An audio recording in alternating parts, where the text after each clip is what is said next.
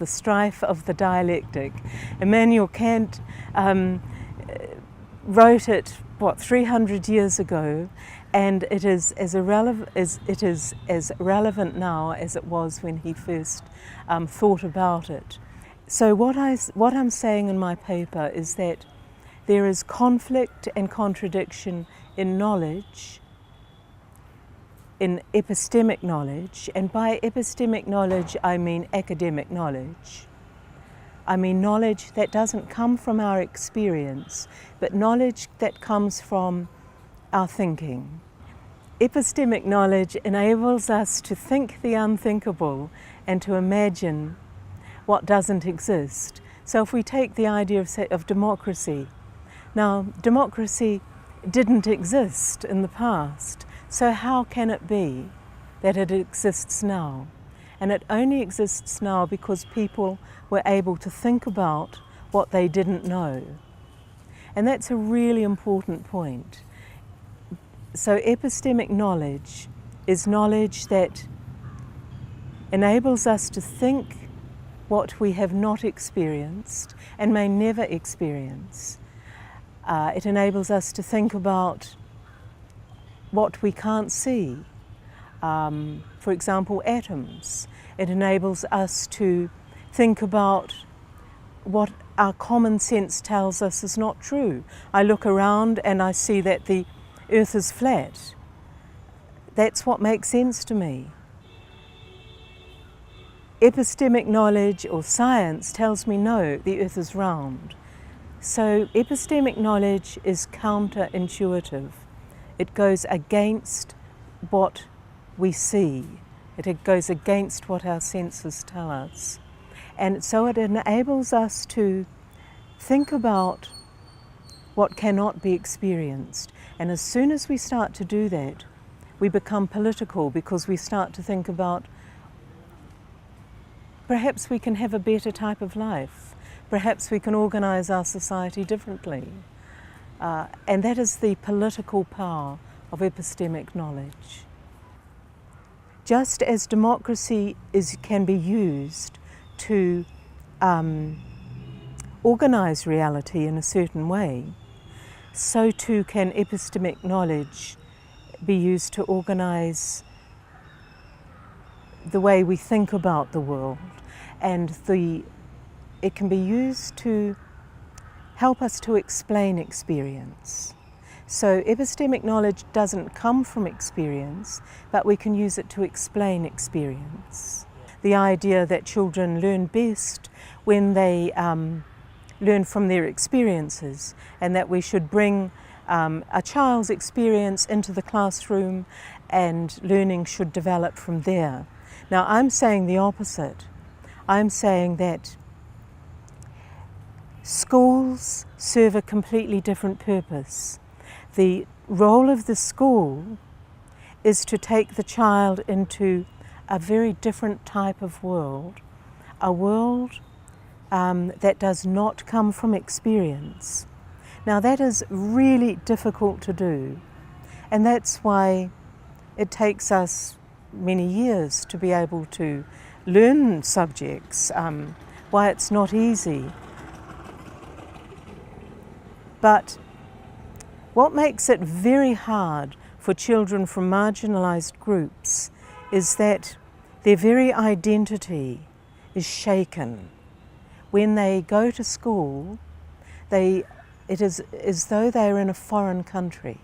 Children from poor backgrounds and marginalised groups often have none of that experience, and so they arrive at school and it's almost meaningless to them. Now, how do we give it meaning? Constructivists would say we give it meaning by making it like home, so that the child feels comfortable, doesn't feel disturbed. Where I'm saying that the child should be disturbed, but in such a way that the child doesn't become afraid and turn away from learning. So that depends on the teacher. So teaching is an incredible Teachers are so important. A good teacher is someone who can take a child into this foreign world and say, you are safe here.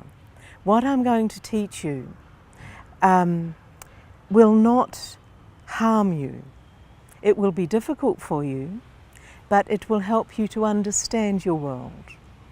I use the example in one of the papers I'm giving at Rudrapur of a very young child who plays with stones on the river. Now, in the child's experience, those stones will always remain stones. What the teacher needs to do is to take that 4-year-old or 5-year-old child and be able to teach the child the concept of symbols, that if you put the stones together in a particular order, you don't have stones, you have the symbols of number, and you start to put those numbers into a pattern, and that's the beginning of mathematics. So it's a huge job for a teacher to be able to take the child into this foreign country, but in a way that keeps the child safe. Constructivism comes very much from the progressive tradition, and I'm fully in favour of the idea of a pedagogy or a way of teaching that makes children feel secure, confident, able to take on this difficult learning. And the idea behind constructivism was certainly a very fine idea. The idea of the constructivists is that children can be in control of their own learning, will feel good about themselves. Now, they are great intentions, but the child comes to school to acquire knowledge. The teacher is the person with that knowledge and should be the person with the ability to enable the child to access that knowledge in a way that is, as I said before, ensures the child feels safe. The problem with constructivism is that it sees knowledge as coming from the child's experience. Well, I'm saying that it doesn't. That knowledge, in fact, comes from the episteme. Knowledge comes from the disciplines and then is altered in substantial ways to be taught at school. The danger there is that the child may think that these are still stones, that they are no longer, but what has happened to them is that they have stopped being stones and they are now the symbols of number. The skillful teacher is able to take the child from those material things in the child's experience to the world of symbols. But as I say, I do admire the constructivists' concern that children are well taught and are not taught from textbooks.